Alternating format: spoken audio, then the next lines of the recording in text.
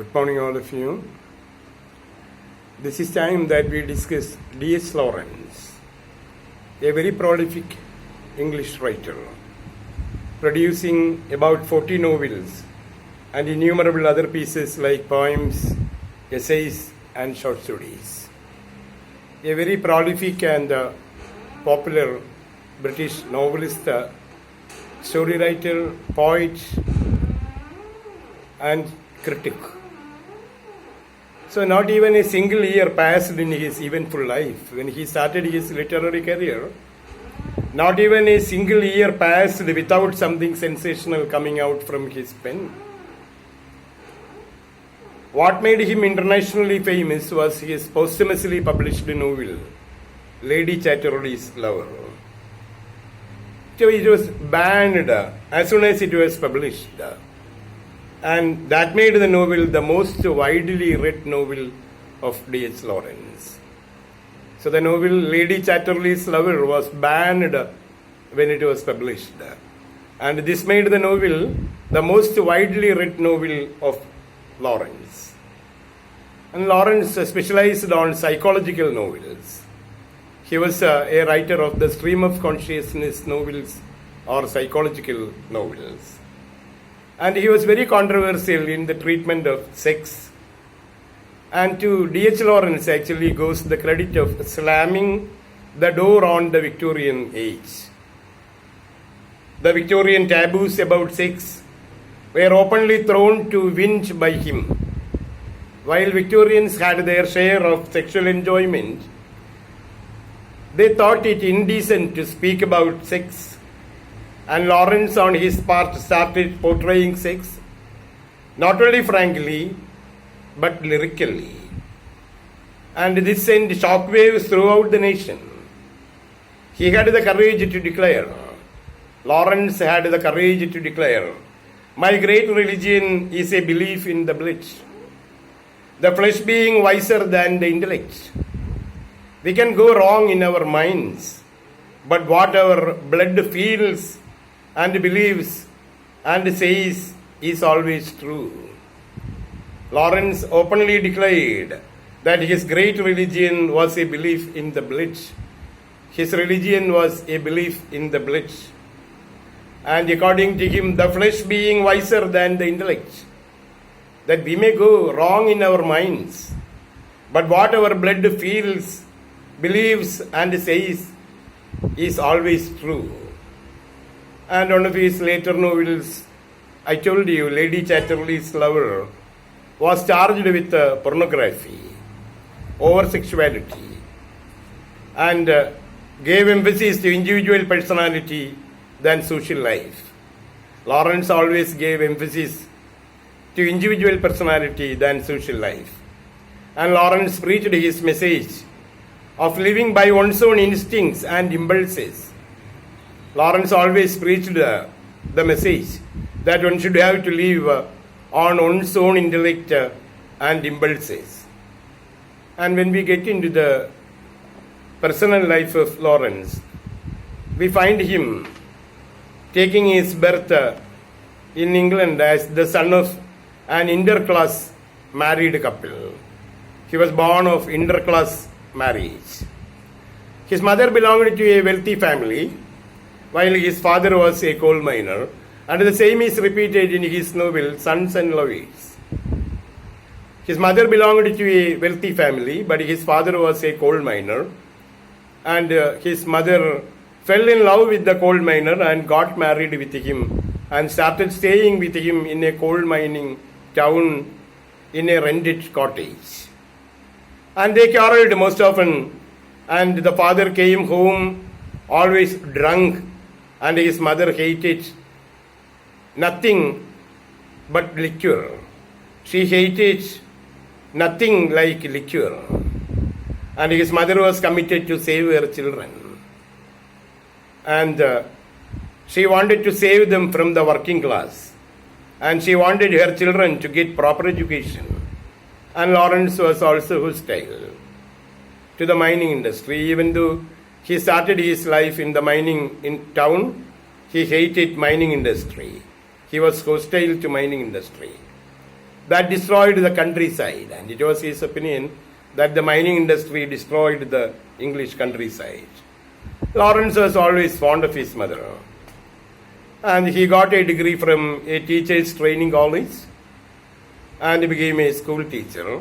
Started his career as a school teacher. And during the period, he wrote poems. And they were published through the influence of a friend named Jesse Chambers. And his mother's death due to cancer brought Lawrence emotionally close to Jesse. But a long illness forced him to take some hard decisions. So Lawrence was actually affected by tuberculosis. And one decision was to break from Jesse. And his mother has opposed his relation with her. And the other was to resign his teaching post. And he wanted to become a lecturer of some foreign university. And he contacted a professor weekly whose wife was a German lady called Frida Weekly. Soon Lawrence and Frida fell in love, though she was 5 years elder to him. And they left England and visited Germany and America. And the novel Sons and Lovers was written during this period. And later they returned to England and officially got married. But the outbreak of the First World War created problems to Frida, because Frida was a German and she was suspected of supporting the German cause. Lawrence became a novelist with the publication of his novel The White Peacock. The White Peacock was his debut novel. It was produced by him in 1911. And formerly it was titled Laetitia, because the central character here is a lady named Laetitia. So the former title of the novel, The White Peacock, was Laetitia. And the narrator is here Cyril Beardsell. Cyril Beardsell is the narrator of this novel.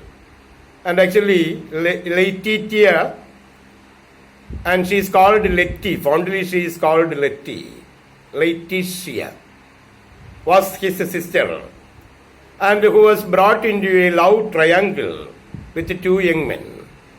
On one side there was George, and the other side there was Leslie Temple. The narrator Cyril Beardsell has a sister named Laetitia, and she was put up in a love triangle. She fell in love with two men. One was called George, and the other was Leslie Temple. And she eventually marries Leslie, though she is sexually drawn to George. Even when she is sexually drawn to George, she got married with Leslie Temple. And spurned by Laetitia, George got married with another lady named Meg. Both his and Laetitia's marriage ended in unhappiness. Laetitia got married with Leslie Temple, and George was forced to marry another lady named Meg. And both became failure in their marriages, and their marriage ended in unhappiness. And George has turned to become an alcoholic. And this is the story of the White Peacock. It was produced by Lawrence in 1911. And the former title was Laetitia, and the narrator is Cyril Beardsell. And he has got a sister named Laetitia, a young beautiful lady, and she is fondly called Letty. And she falls in love with two men. One is called George, and the other is Leslie Temple. And she eventually marries Leslie Temple, even though she is sexually attached with George. And when Laetitia got married with Leslie, George also got married with a domesticated lady named Meg. Both his and Laetitia's marriage became failure and ended in unhappiness. And George is taken to alcoholism also. And the next novel was produced by him in the second year of his career. It was produced in 1912. And the novel is entitled Tress Passer. And originally it was titled Saga of Seigmund. Saga of Seigmund was the original title, but he renamed it as The Tress Passer. And the story is based on the experience of a female friend named Helen Cork. And the story has been described in her diary. Helen Cork and D.H.Lawrence worked in a school in Croydon. And in the diary of Croydon, she speaks about her friendship with D.H.Lawrence. Lawrence had proved himself a novelist at the time. And when they were working in the school, she fell in love with a music teacher there, and he was named Herbert McCartney. He was named Herbert McCartney. The lady Helen Cork, who was working with D.H.Lawrence in this school, fell in love with a married music teacher. The music teacher was a married man, and he was named Herbert McCartney. Both Helen Cork and Herbert McCartney went for a tour and stayed for a few days.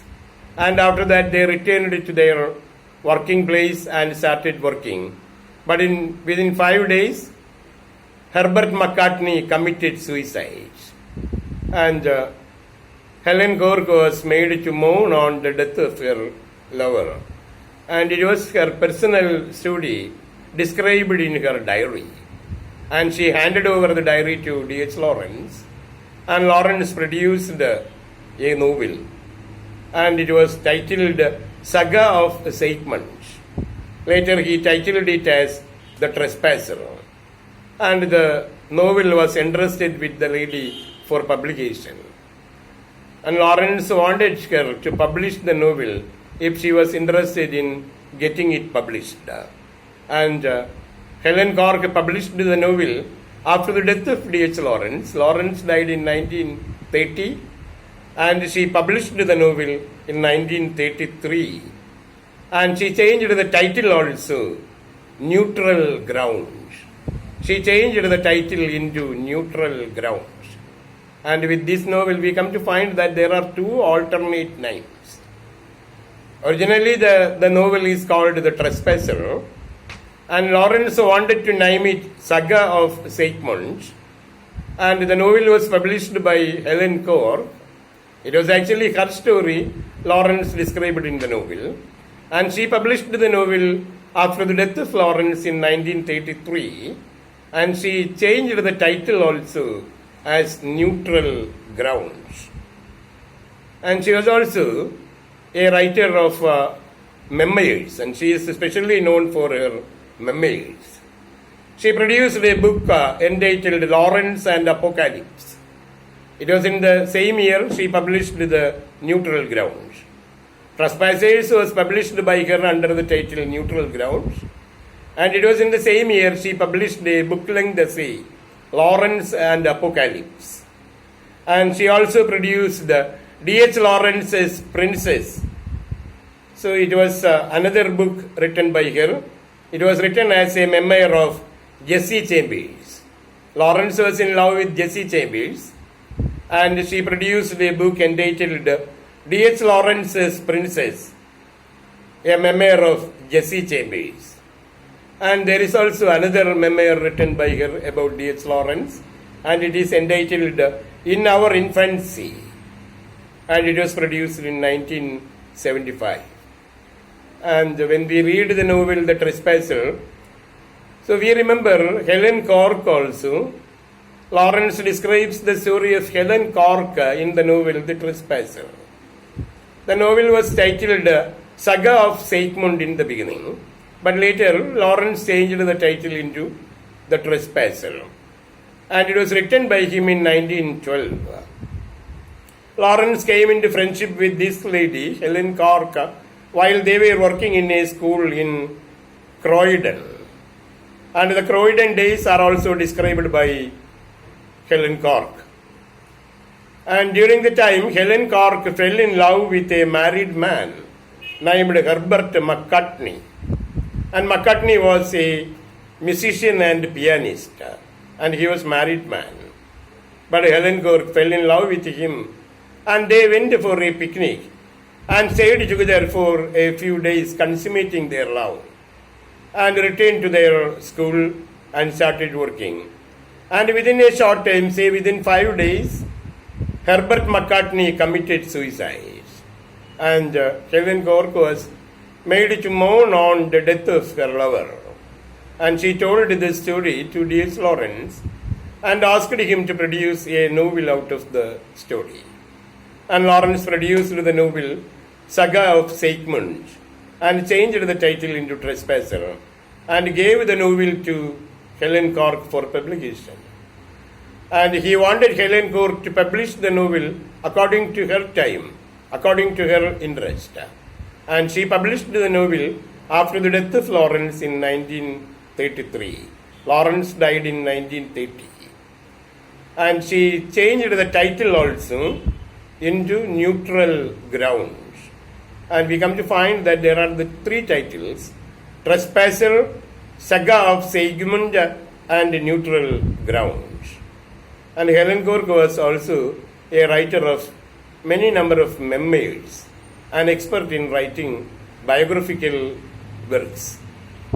And she produced a memoir on Lawrence and Apocalypse, it is called. And it was published in 1933. And D.H.Lawrence's Princess, Jessie Chambers, that's another memoir produced by her. Then the Croydon Days. So she spoke about the Croydon Days in another book. And one popular book written by her about Lawrence was In Our Infancy, and it was in 1975. And after these 2 novels, Lawrence came out with his groundbreaking novel, Sons and Lovers. And it was produced by him in 1913. And this is a highly autobiographical novel, and it speaks the story of Paul Morrell. Formerly the novel was titled Paul Morrell. Paul and his mother, Mrs. Morrell, in the novel stands for, these 2 characters stand for Lawrence and his mother. Paul is the alter ego of Lawrence. And Morrell, his mother, Mrs. Morrell, is the alter ego of the mother character in the novel Sons and Lovers. Paul, like Lawrence himself, suffered from mother fixation, and mother fixation is popularly called, based on the Freudian thoughts, Oedipus complex. In psychology, mother fixation is called the Oedipus complex. On Lawrence, like Paul in the novel, suffered from mother fixation. And because of his mother fixation, Lawrence was unable to arrive at a happy emotional adjustment with any woman in his personal life. Since he had the mother fixation, so he was unable to arrive at a happy emotional adjustment with any woman in his life. And relation with any lady made him feel guilty. And the same is the basic situation in the novel too. And Paul's main problem is his mother fixation. I told you, Sons and Lovers is a highly autobiographical novel by Lawrence. When his first novels betrayed signs of immaturity, the first 2 novels, Tress Passer and The White Peacock, when they betrayed signs of immaturity, Sons and Lovers revealed him a firm grasp of the material and a sure insight into the human values. And after writing this novel, he wrote a letter to one of his friends, and in the letter he claimed, I tell you, I have written a great book. And after writing this novel, he wrote a letter to one of his friends saying that he had written a great book. And Sons and Lovers was a novel written under the force of great compulsion. So he was compelled to write this novel, and it was an attempt to seek relief. The writing of the novel was actually an attempt to seek relief by externalizing the interior problems. So this is actually a way the novelists are forced to write novels, and the poets are made to write poems. After all, to externalize the inner problems and, by the way, seeking relief is the main motive behind the writer's vocation. And in the case of Lawrence also, he wanted to externalize his inner problems. And by the way, he wanted to get some relief. And when we get into the plot of Sons and Lovers, we find the mother, Mrs. Gertrude Coppard. Originally, Lawrence's mother was called Mrs. Morrell. And in the novel, Mrs. Morrell is modeled as Gertrude Coppard. And this lady belonged to a good family. And she fell in love with a rough-hewn miner during a dance. And so she got married with him also. Falling headlong in love with him, she got married with the rough-hewn coal miner, and he was called Walter Morrell. And only after the marriage does she come to understand the difficulties of living with a miner in a rented house. She was a wealthy lady, and after all, she got married with the coal miner. And after the marriage only, she came to understand that it seemed very difficult to live with a miner in a rented house. And the couple started fighting, and they drifted apart. And Walter Morrell, the coal miner, used to return home from his everyday job fully drunk, visiting the pub and fully getting drunk. And gradually Mrs. Morrell and Walter Morrell separated their ways.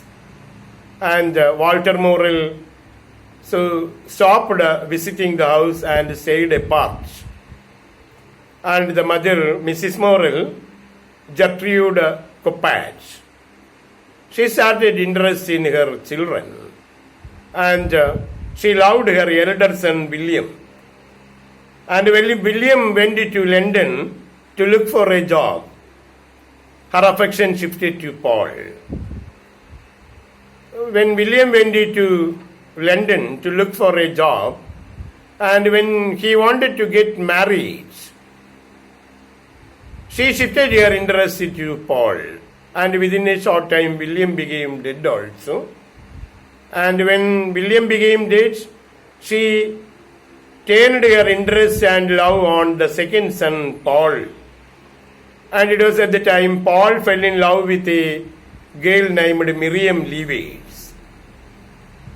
who lived in a farm almost near to the Morrell family. And it was not too far. And they